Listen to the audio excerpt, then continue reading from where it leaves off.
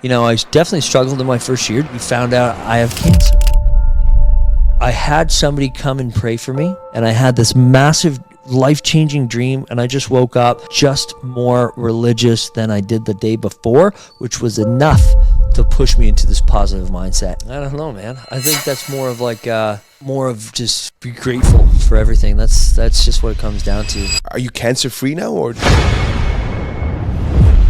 Ladies and gentlemen, welcome back to another episode of More Than a Sale, where it's not just about the successes, it's about the failures, the heartbreaks, the setbacks to get to where you are today. And today I have Andrew Perrie. He works at Niagara, Muskoka region. Generate more than $120 million in sales last year. He ran a massive team. He was the most successful agent-to-agent business referrals. Make a round of applause to Andrew Perrie. Andrew, how are you today? I'm great, buddy. Thank you for having me, man. This is awesome. The idea I had about the business when I first started was completely wrong. You have to build relationships with those people, because it's not about the person who's giving you the referral that you've built value towards, but it's a popularity that I earned through providing value. The more referrals I give out, the more likely I am to actually receive these referrals. Oh, wow, you're looking for somebody in Niagara? You got to use Andrew Perrie. And then the rest is kind of history.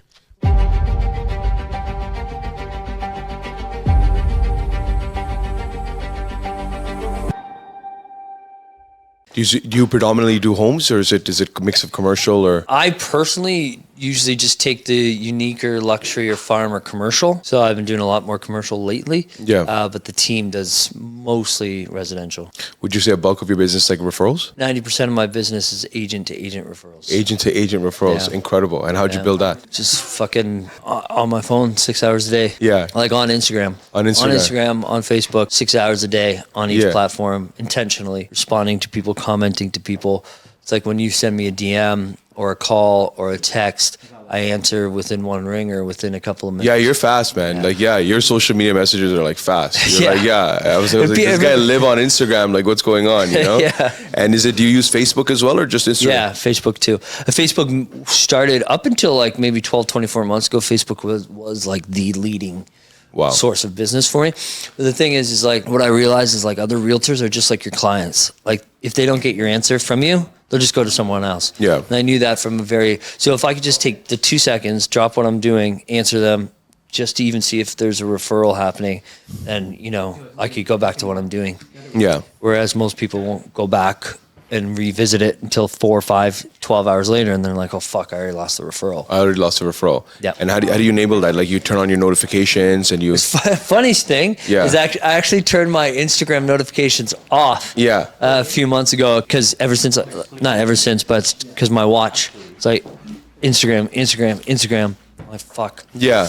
Even though I turned it off, I still subconsciously am checking it to see if the notifications are there for the DMs. Right. Anytime I've seen someone's post, I always see Andrew Perrie underneath, Yeah. Yeah. And that's you. That's not a bot. That's you. That's 100%. Wow. Yeah. I know some people, sometimes they hire outside companies to do that in the first place. I've seen people, and it's like, no matter how good it ever gets, it's still not how I would respond naturally. Like, I don't know. And this allows me to get an understanding of you and your business. I'm going to just pick at it a little bit, dive deep, a little bit about your background, all the fun stuff. I'll lead it through. Yeah, sounds good. Andrew, you and I have been following each other on social media for a very long time now. Yeah. And anytime I go on someone's post or on their video, I always see commented by Andrew Perrie. You're always liking things first. You're always replying back to messages. And it's like all the time, Andrew Perrie's in everyone's DMs. That's right. Yeah. Why? Why are you in everyone's DMs? You know what, man? It's one of these things where I've literally built my entire business. Everything that I can attribute to our success, my team's success, my success, our brokerage success, is directly related to how I respond and how I act throughout my, social media ventures every single day. Do you know who Rob Golfi is? Yeah. So he's got his face everywhere. Yeah. Somebody even started an Instagram meme account about his billboards. Wow. And so he's omnipresent, and I don't do that, but I do it on social media. So whenever somebody thinks Niagara and Muskoka, they think me, they see my face, and they just remember me right there, supporting them through every single post that they do. You are a prime example of referral to referral business. And a lot of your business, you said, originates from realtors outside of the GTA. So your predominant working areas are Niagara and Muskoka region, as you mentioned. That's right, yeah. And last year you had a fantastic year. How much volume did we close last year? It was around 120 million in total sales volume. Yeah, that's incredible. Team, yeah. That's fantastic. Congratulations to you on that. Thanks, and I want to man. dive deep a little bit more because I'm very curious, because what you have is a very unique business that agents hear about online or they learn about in classes, and you normally hear this happen in the United States with the way the agents work with agent-to-agent referral. Yep. So how did you build this agent-to-agent referral, and what prompted this idea? How did you get the idea to do that versus the traditional way of doing real estate? Yeah, so that's a really good question. I think the idea I had about the business when I first started was completely wrong. And I realized that once I got into my first Facebook group. I was like, they're like, hey, looking for a realtor in Niagara or wherever. I was like, wait a minute, what are you guys doing here? And it's like, oh, that's an agent-to-agent referral. I'm like, wait a minute. So somebody who's licensed in Ontario or of the world can say, hey, look, I don't want to drive to Niagara. I'm from Toronto. I need somebody else to help my client. And I didn't know that you could just pass clients off like that. And I thought, what a brilliant concept. And so what happened is it kind of happened accidentally for me when I got my first one, is that I was learning how to, edit my own photos because I didn't really know how. At the time, there was no Fiverr. There was no Canva was not a thing either. So I had to use my wife's old Photoshop on an old computer that I had. And I was just teaching myself how to, cut my face out, put it on a just listed or just sold. And so I figured out how to do it. And I said, hey, look, it's 3 days before Christmas. I'm not doing much. I posted it into a group. I said, hey, send me your logo, send me your headshot. I'll do a Facebook cover photo for you. And, let's just test this out. Yeah. And so I was thinking who the hell is this guy, Andrew Perrie? Why would anybody, it's like, okay, fine. I thought I might get 3 or 4 entries. We had 500. 500. So for 3 days straight, I took everybody's background off of their picture. I put them in front of a cottage or a commercial building or, downtown Toronto, put their logo and their phone number, and I emailed it back to them. Yeah. And so right out of the gates, so I was only in the industry for about 9 months. Yeah. And right out of the gates, now I had 500 agent contact emails. Wow. And nothing that I just pulled from some random website. I had actually made a connection with them. And so it wasn't too long, maybe a couple of weeks later, where they said, oh, wow, you're looking for somebody in Niagara? You got to use Andrew Perrie. And then the rest is kind of history. What we started realizing in our marketplace is, as competition kept increasing, that a lot of agents were like, let me just go make a sale and go to Niagara and make a sale myself. Yep. Or an agent from Toronto, let's go to Muskoka and make a sale ourselves. What are your thoughts on this? And you see this quite often as well. Yeah. Okay. So here's the thing. It can be very easy for somebody to say, hey, look, that guy's from Toronto and he's working in Niagara, and you could speak negatively about that. But here's the thing that I've learned. As somebody who's done 90% agent-to-agent referrals, the best way to get a referral is to give a referral, right? So the more referrals I give out, the more likely I am to actually receive these referrals. Now, having said that, we're licensed in Ontario, and some clients legitimately will only want to work with you. Or they're like, okay, fine. It's fine. I'm like, no, I could refer you to a really good person right downtown Toronto. Andrew, no, I'm just in this business to do with you. I don't care. Maybe I won't buy then. So there are certain instances, but at the same time, the only way I actually get negative about it is if they don't know what they're doing, they've given their client bad advice, and as a result have done harm to the client in terms of financial, or maybe they bought in the wrong neighborhood, or something harmful to their family came into existence because of that decision. And my take on this is that you're not actually representing your client with earnesty and integrity when you are just selling them something that you have no idea about in a particular area. And sure, a home is a home, but it differs from where you are in your counties into the cities and even neighborhoods. And you can even do all the research you want, but it's just something that you subconsciously will make a comment. Like I have heard it before where, an agent would say, well, if this was in Toronto, it'd be $2 million. Yeah, but it's not. It's in Waynfleet. So it's not $1 million. Okay. Yeah. It's 600.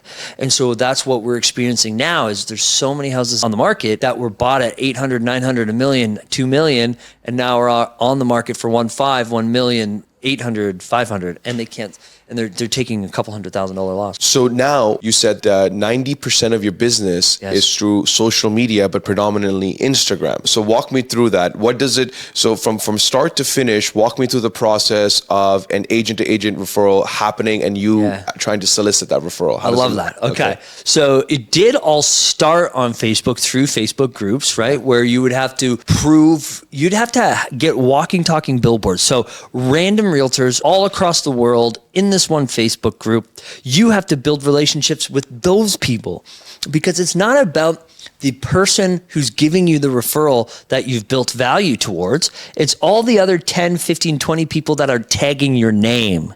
So some people get a negative connotation to that and they say, well, okay, well, that's just a popularity contest. It very might well be, but it's a popularity that I earned through providing value. Now, how does that translate into Instagram?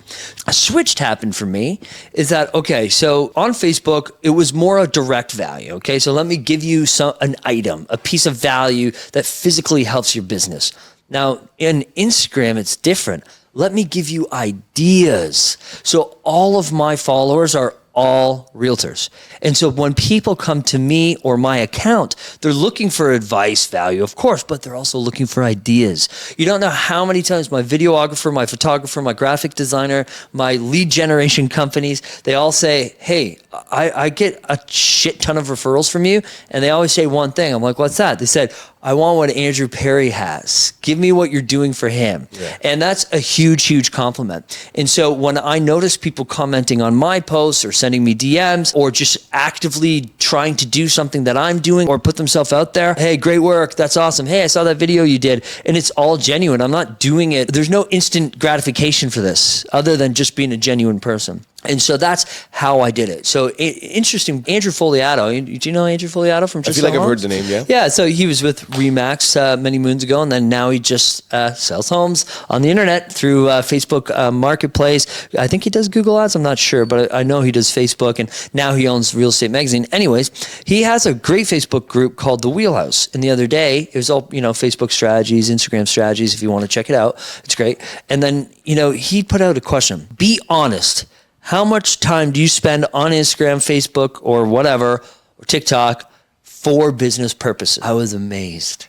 The highest person said 2 to 3 hours a week. And I don't know if everybody was just kind of manipulating the numbers. I don't know. But that seemed to me like a pretty genuine answer because most people were like 15 minutes, 20 minutes, 3 hours a week. I'm like, holy smoke. So I type in, I say, wow, if I'm being honest here, and I feel a little embarrassed now, but I'm on it about 6 to 7 hours a day. And that is purely business. I'm on it much longer for pleasure, trust me.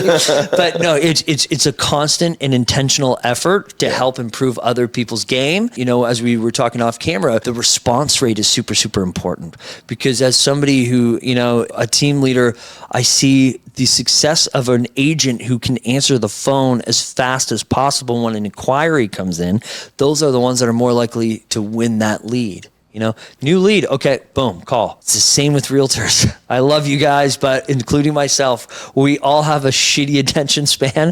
And, if I don't get an answer from an agent, I most likely will move to the next agent that's doing it and to try to get some type of response faster. So I want to dive a little bit deeper in terms of what you said, and I have a couple of questions as well. Let's give a prime example to our audience members and to our agents listening and wherever they are in the world. Yeah. You come across my profile, Ron Sally's profile. And, you obviously do a quick scan.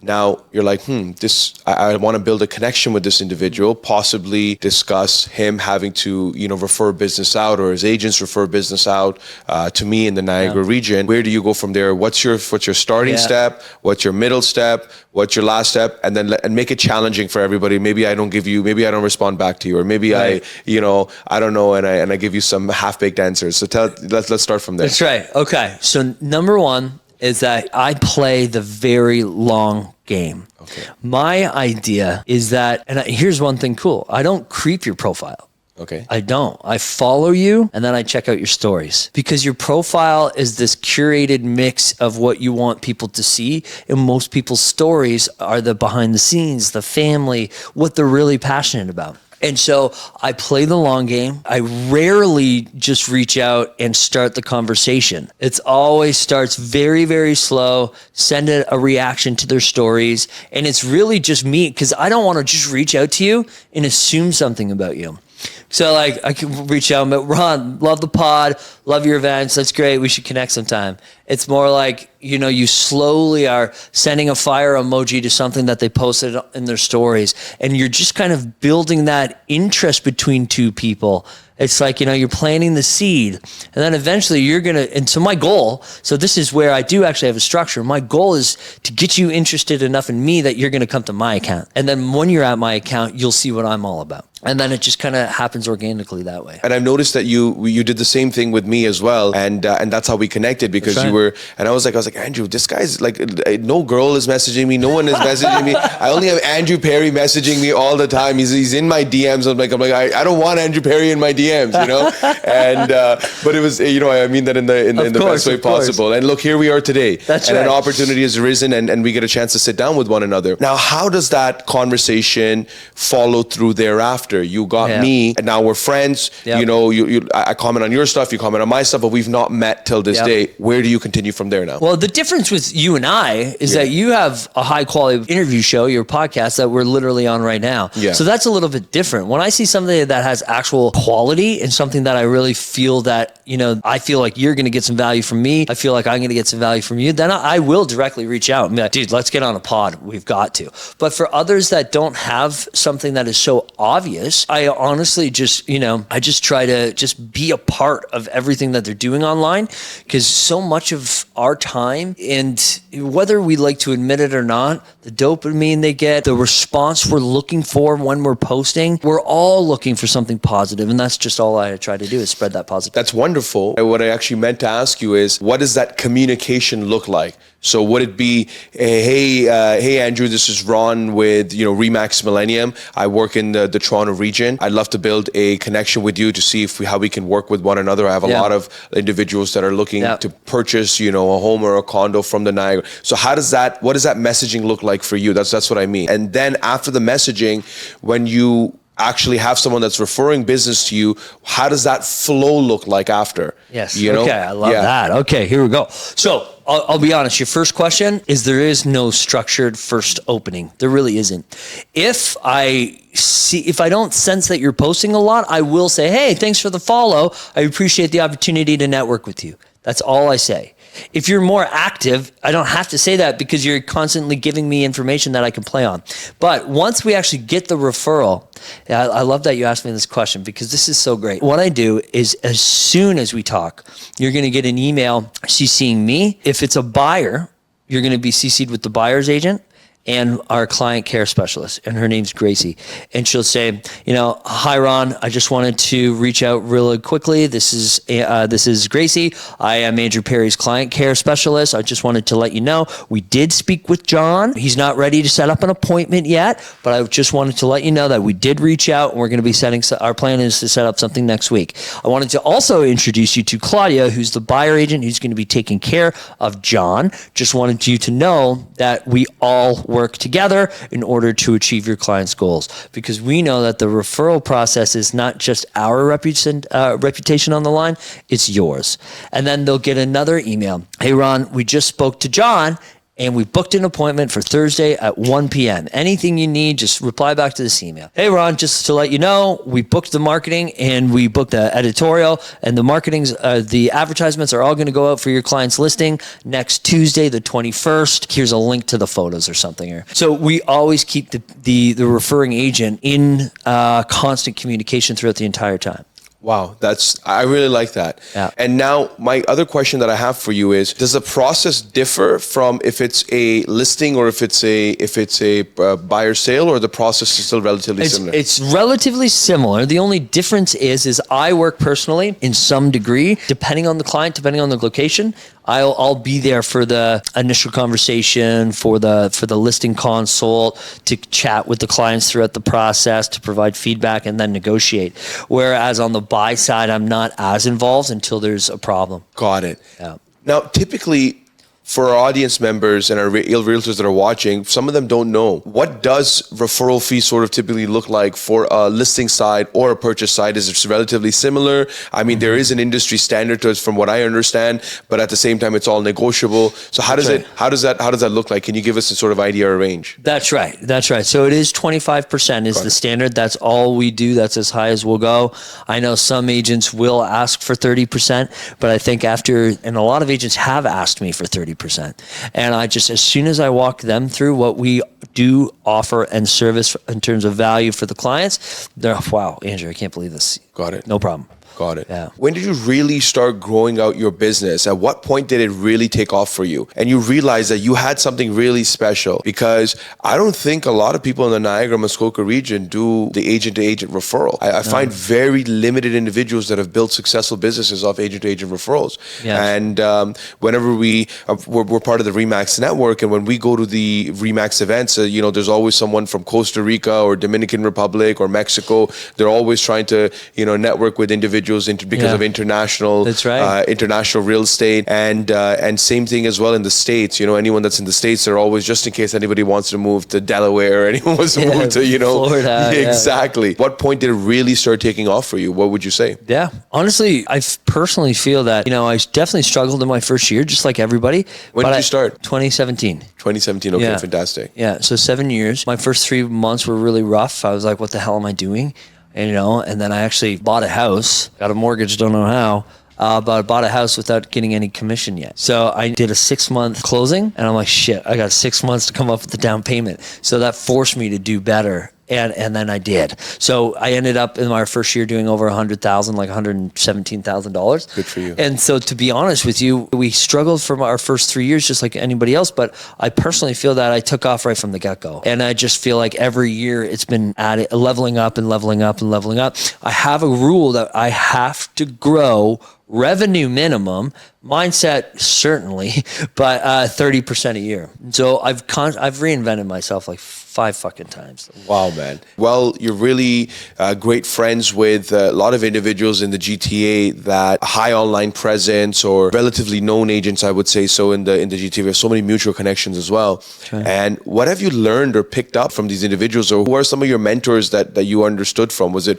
a broker of yours? Was it just learning from other agents all around? Like, how did you sort of come up with the idea of reinventing yourself every year? Well, that's a good question, because it does take many different mini mentors, influencers that are all, around me, because every year is something slightly different, from the way I dress, from the topics I focus on, to my actual goals. And I learn, new things all the time from Matt Campoli. I see the way he does, certain field trips and his home tours, and the way he does his podcast, and I take little pieces. It's really difficult to pinpoint it. I think the biggest influence so far has been Ryan Saravelli, who's our brokerage owner in Revel, because he really makes the brokerage as a team approach. It's, probably from his basketball career, I would imagine. Yeah. But, and from his family, from his dad. I've heard him speak. He's fantastic, yeah. And it's just one of those things where I'm just reading this book right now, so I can't remember the actual author, and I apologize, but it's called Unreasonable Hospitality. And there's pieces of that book that I've learned from Ryan. Whereas, even today, I got you a little something. So for after the pod, you can open it up. But every time I, meet somebody, an agent, or when we're doing brokerage meetings, we call them Revel Friday Frenzy. We're always trying to build that social culture. And each year, I'm learning how to do it better and better, which is building more buy-in from our agents. So our retention, especially on my team, our retention's very, very good, because teams don't have a really high retention rate. They just don't. And ours is great. We've had, 4 or 5 people that have been on since the beginning, and I'm learning that from Ryan, to answer your question. How big is your team right now? We just added another kick-ass agent. So I think we're at about 10 or 11 agents and 3 admins. Wow. And you did this in the last 7 years. What stage in your career did you start building your team out? I did that very early. Yeah. But in my second or third year is when we developed our first team. Yeah. But we had 3 guys, love them to death now, but we were just 4 guys, no admin, trying to make shit happen, and we just had no clue what we were doing. So that team just kind of crumbled.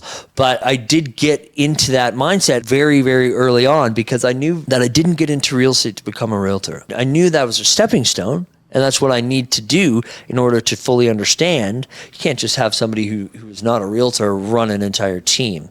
But that's what it does take in order to run a team successfully. So if you follow me there, what I mean by that is you do have to have the experience in the field.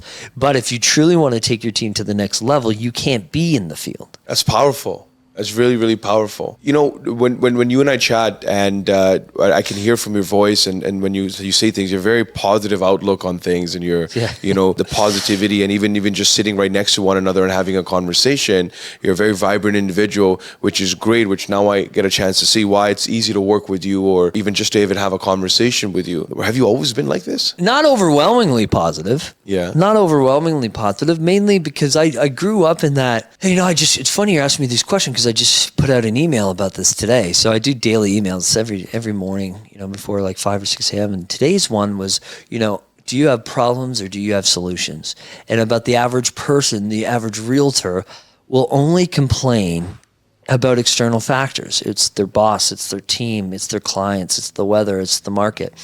And where I realized at a very early stage of my career, it's so easy to get caught up in that perpetual wheel of negativity that actually steals away your future positivity because you're not focused on anything else. But I will tell you what really changed for me was, you know, about 2 years ago, our team was just exploding. We're doing more business, more buy-in, more social activities together. We're starting to become a family. We're caring about each other to the point where it's, you know, it's almost conflicting sometimes. But, you know, I was just thanking the universe. I was gratitude, which I did get from Matt Campoli. It was a gratitude a journal. So I just wake up and I start giving thanks. And then I'm like, wait a minute, like, who am I giving thanks to? Like, I just thought it was the universe, karma.